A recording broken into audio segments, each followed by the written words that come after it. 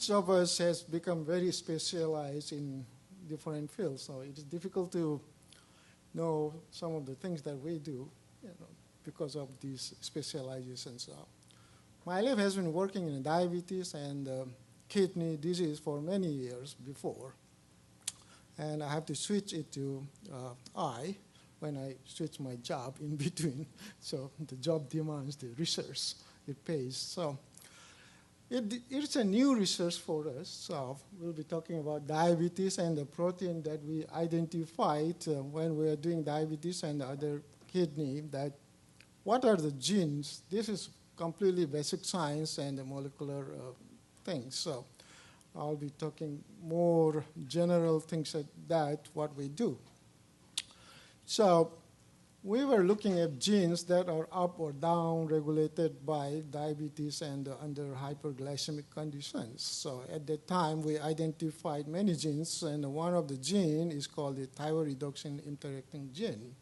And this gene was upregulated in diabetes and by hyperglycemia, the highest level of all the genes. So we were interested to see what this gene is doing. So later on, we and many others identified that this gene is the thyroredoxin binding or interacting protein. Thyroredoxin is an antioxidant, and it inhibits its function.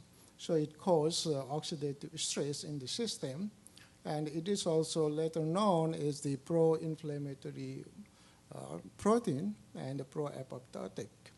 So in diabetes, this protein is highly upregulated in beta cells, pancreatic beta cells, and it kills the beta cells. So it's now some trials are going on to restrict this gene in diabetes so that beta cells can be preserved. And later on, many of us found that mostly through the microarrays and the genomics process, that this protein is induced by hyperglycemia in all tissues that was examined, including the retina. So that's how we started working on this protein in the retina. So in diabetic retinopathy or diabetes, this is some of the images from web, NIH site and other things that it is defined mainly by the vascular defects. So diabetic retinopathy has been the vascular disease for, is by definition. So it causes a leakage of the vascular later on, and then proliferation of the microvascular and blockade all the vision. So many of the complications and laser coagulation, or later on the anti-VEGF therapy to restrict the vascular growth. These are the end products.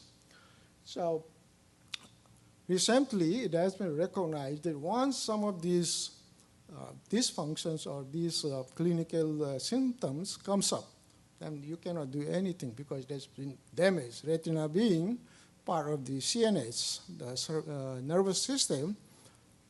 Once it is damaged, it's damaged. You cannot return back to it. So what are the early features before or the point where it can be returned or no return? So if we can identify the return and no return, that some of the progression of the disease can be prevented.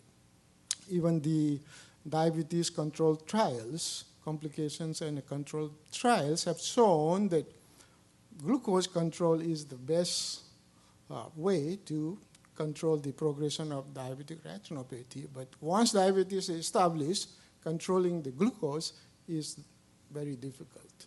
And a tight glucose control, also some controversy that heart disease can come up. And even if you can control your glucose almost to the normal, once the disease process has begun, you cannot prevent with the glycemic. So there is damage, molecular damage, before you see the pathology. So what are the early molecular things that happen? So that's some of us trying to see what are the early events before the later pathology. That's what we have been doing. So either it is a type 1 or 2 or gestational diabetes. Many of these diabetes processes the presence of hyperglycemia in the blood or in the tissue. Either it is due to insulin deficiency or insulin insufficiency. It doesn't matter, but hyperglycemia is the cause. So excess glucose in the blood or in the tissue. So elevated glucose metabolic pathways, many pathways have been identified that can cause some molecular defects. So one of the genes that has been induced, as we said, is the TXNIP. It's called a TXNIP, thyroreductin interacting protein. So it's a little bit difficult name to say. So increased thyroreductin interaction protein cause oxidative stress or nitrosative stress and some inflammation. So oxidative stress and inflammation is or are the cause for the chronic diseases like aging or neurodegenerative diseases. Okay, so I have these, some of these, oops. So some of these relations, because insulin and hyperglycemia, we know, plays each other.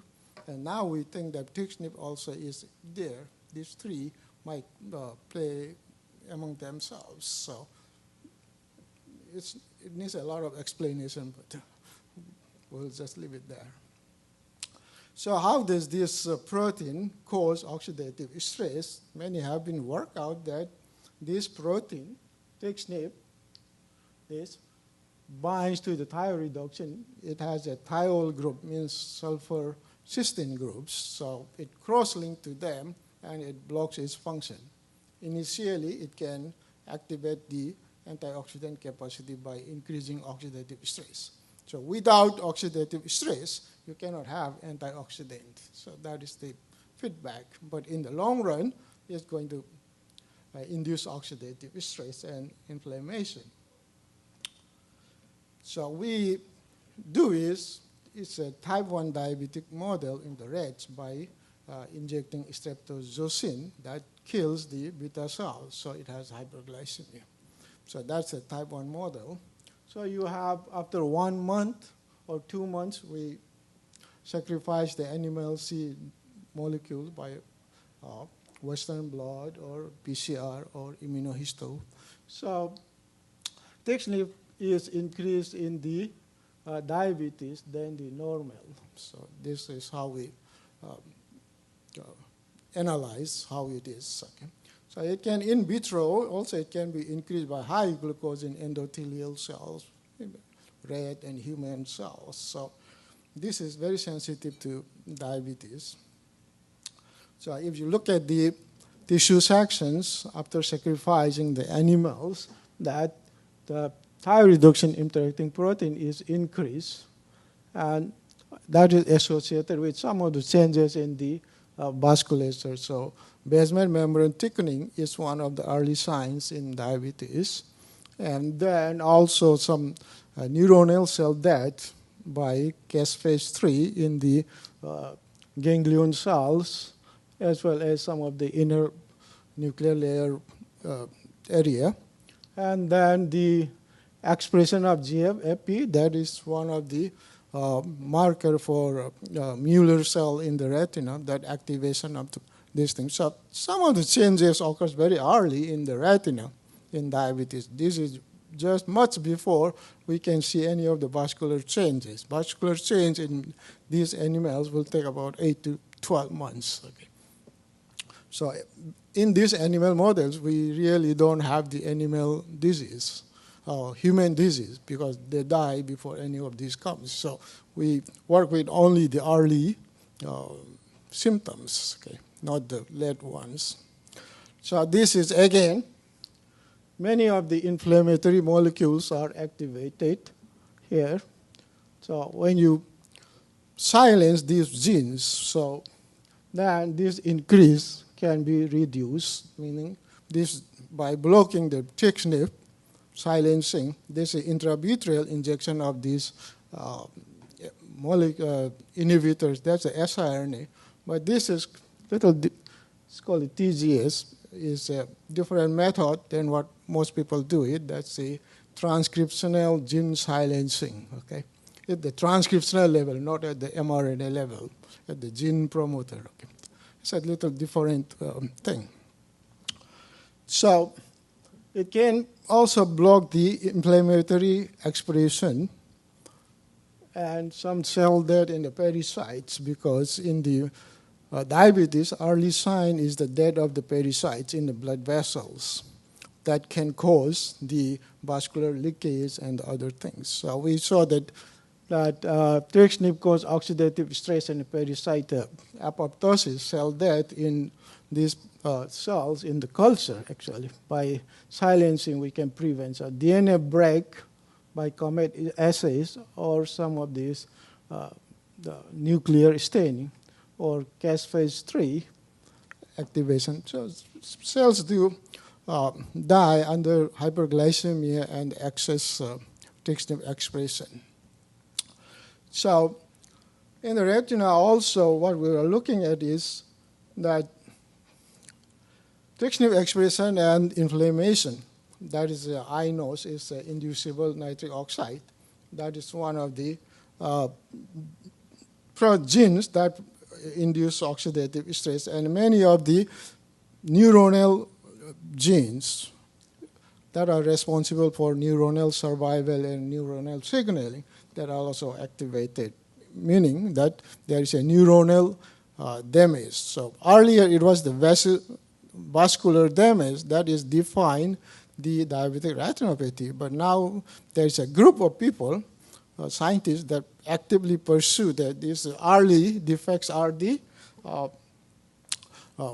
neuronal damage occurs very early before the vasculature. Okay, that's the new idea. So, many of the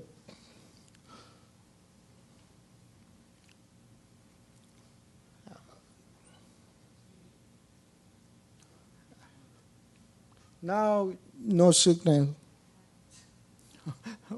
I think the computer is bored. Go to sleep.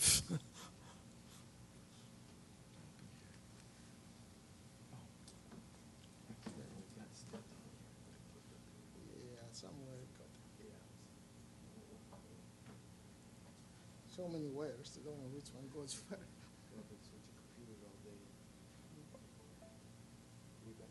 No. Okay, we are back on.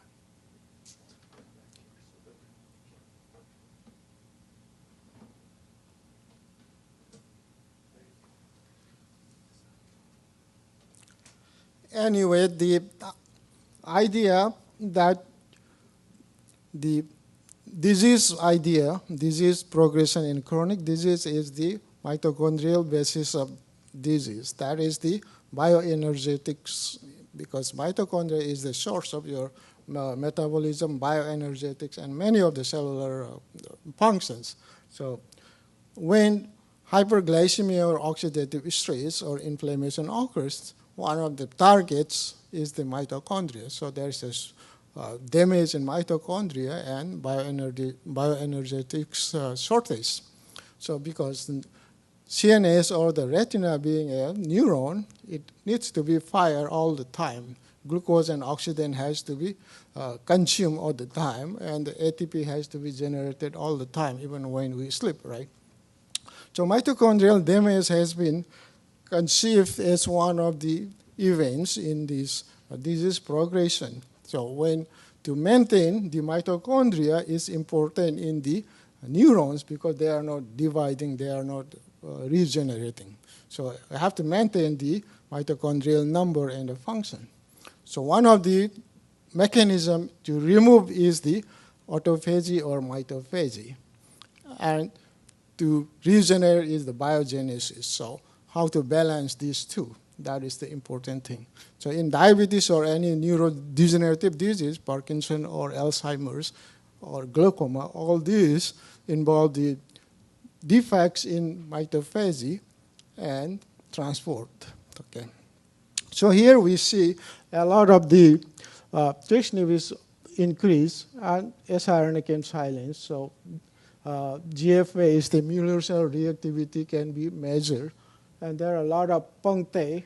Yes, these are the autophagic or mitophagic punctae in the cells or that are induced. That can be reduced by this silencing these genes, meaning that this gene is upstream of these events. Okay. So some of the things, what we measure is the mitochondrial and the neuronal genes. So what happens to these mitochondrial and neuronal genes? So there are a lot of ups and downs and things that I won't want to say it, but there's a defect in mitochondria. There's a defect in the neuronal genes. So these could be one of the reasons why diabetic neuronal degeneration occurs. Okay, that's what it means. So in our model, what we think is the duration of hyperglycemia is an important factor. So when you have hyperglycemia, we find that the TXNIP is always up. It's dependent on the hyperglycemia, and it causes oxidative stress. And initially, the antioxidant capacity may be up, but then it collapses as the oxidative stress starts. So in between, there are so many things happen in diabetes or any chronic disease. So where is the best target to get into? Because people come to the clinic at different times of diabetes, maybe 5 years, 10 years, different times. So if you give the same drug to each one, it may not work. So to understand the stage-specific disease progress will be important. And design personal drugs, personalized drug therapies is quite a promising approach now. So many things happen. So we are interested in some of this mitophagic phase and the cell death phase. That's what we are trying to do is. So the question we ask is, when the mitochondria is injured, because there's ROS, mitochondrial proteins are unfolded, they're misfolded. So they have to be refolded or they have to be degraded and new things will be synthesized. Mitochondria is a bacterial association. So it causes a lot of inflammation, so it has to be removed. Okay? So there are retrograde from the mitochondria to the nucleus, and anterograde is a nucleus to the mitochondria. There's a signal because many of the proteins come from the nucleus. Okay, so only 13 of them are made in in the mitochondria, but about 1,300 or more are coming from the nucleus. So there has to be a signal from mitochondria to nucleus that what are the damage to be repaired. So that's called mitochondrial unfolded protein response, or UPR, like the ER. Many people know about the ER, stress, and the response, ER, UPR. But mitochondrial UPR is a new concept. In mammals, it is not known very well. So another is the mitophagy and inflammation. So when the damage is done, it has to be removed. Otherwise, it's going to cause a lot of inflammation. So that's how we are interested in this place. So my autophagy of mitochondria is mitophagy can remove, so it can block the inflammatory pathway. So how does this work? Okay, some of these things are now the project that we have been working. What are the molecules involved in this? So I'm just going to give a summary that either the TXNIP is silenced, or we give drugs that can correct the mitochondria. That could be one of the targets that chronic diseases could be slowed down, or the development of disease can be slowed down or prevent for progression. So that's, we have to, see in the experiment. That's what it is. So here I will say that this research recently we got a R01 to study some of these mitochondrial processes. And then our department has a NEI core grant, and then the research to prevent blindness to the ophthalmology. So thank you very much.